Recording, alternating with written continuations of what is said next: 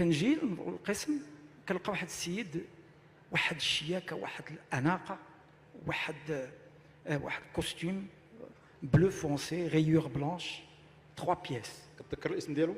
السي الادريسي الله يرحمه ويجازيه بخير. لا شكرا شكرا.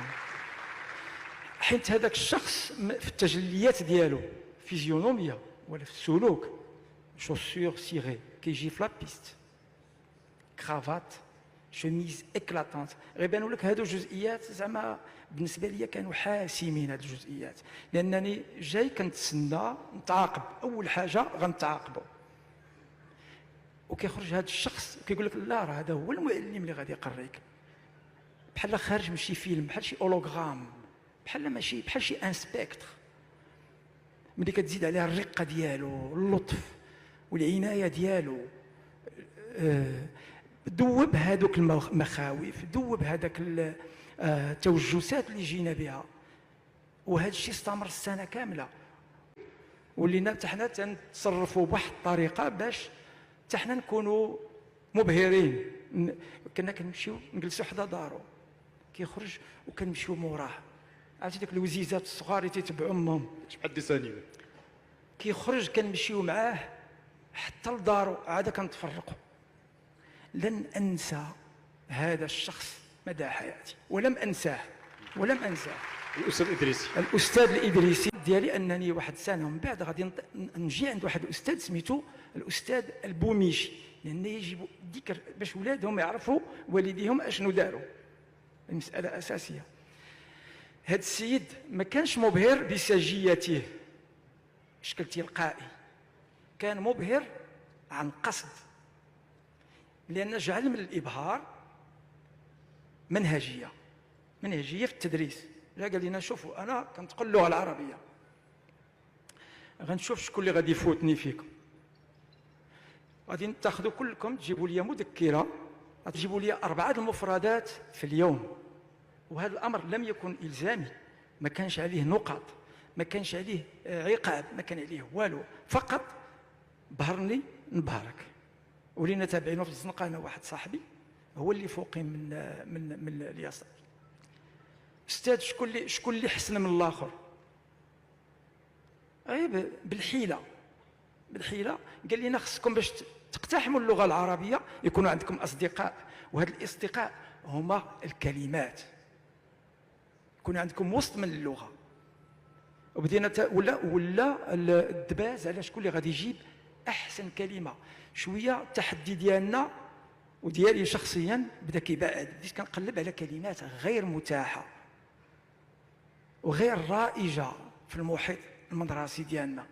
نمشي للمنجد ديال خوتي الكبار، نمشي نسمع في الراديو واحد الكلمه، واحد الكلمه في التلفازه، يعني كنجيب كلمات من السياقات غير السياقات المتاحه بالنسبه لي. وهنا نجح هذاك المعلم. شويه ديال الدعابه كان تيهزني، كيبقى يلعب بيا، ما عمري طحت لانه كان شويه صحاح.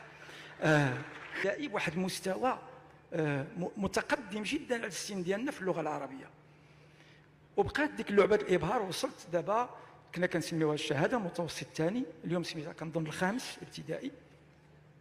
وصلنا بواحد المستوى في اللغه العربيه، واستمريت في ديك اللعبه الابهار اللي كانت محرك وديناميه بالنسبه لي. انا كانت محرك. طاحت لنا كلمه ثغرات، شرحتها وكتبت هذه الجمله.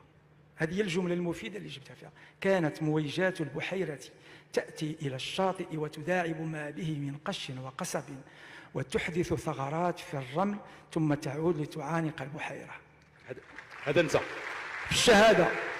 الغد ليه هذا الاستاذ لقيته كاتبها في السبوره، سيكسار، دار احتفال. علمنا واحد الحاجه، لا نوسيون دو لوريجيناليتي. ما تمشيش الفكره السهله. ولا زلت اشتغل بهذا المبدا في اعمالي التلفزيونيه. والسادس دابا ياك السادس عرض على الفرق بين الغريزه والذكاء. اتونسيون بلا ورقه، لان مهم هذه الجزئيه ديال بلا ورقه. استاذ العلوم لاحظ ان الرسم ديالي يحاكي الحقيقه بواحد الدقه كبيره، قال لي انت خصك تقرا الرسم، وانا ندوز فنون تشكيليه في اول فوج ديال فنون تشكيليه في المغرب. وهذوك المراكشيين هبه الله الى المغرب.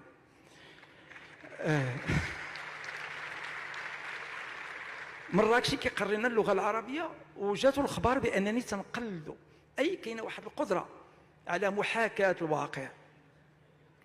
كنقلدو مراكشي سهل باش نقلدو، غير شويه د الملاحظه. هو من النوع الذي يفخم اللام، كيقول طلات ولا ربع، وكان يضحك هذاك الشيء، ما كانش يعاقبني، كان كيقول لي اجي في اخر الحصه قلدني، كيضحك. دابا قلد الاستاذ فلان، قلد يلا الحفله ديال عيد العرش غادي تقلد هذا الاستاذ هذا الاستاذ الى اخره. ولات عندي واحد الحظوه ثاني اضافيه. نقطه التحول هو هذا الاستاذ قلدته شي مره امام قاعه الاساتذه، عيط لي قال لي مزيان ولكن، وهذا مزيان ولكن مهم في التربيه. لا قال ولكن، قال لي مزيان ولكن يعني ما عاقبنيش، قال لي السياق اللي درتي فيه هذا التقليد ماشي مناسب. مشى عند الاخ ديالي الله يرحمه قال لي خوك خصو عنده هوايه مشتته وغير مؤطره، خصو يقرا المسرح. العام اللي موراه دخلت المسرح، كنقرا المسرح في المعهد ديال الدار البيضاء.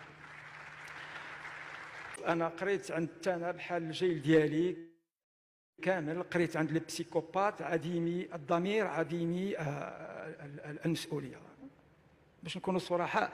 ولكنني لم يبهرونني، ولا التقط منهم، ولا احتفظ بذكرياتهم، ولا اريد ذكرهم، ولا اي شيء.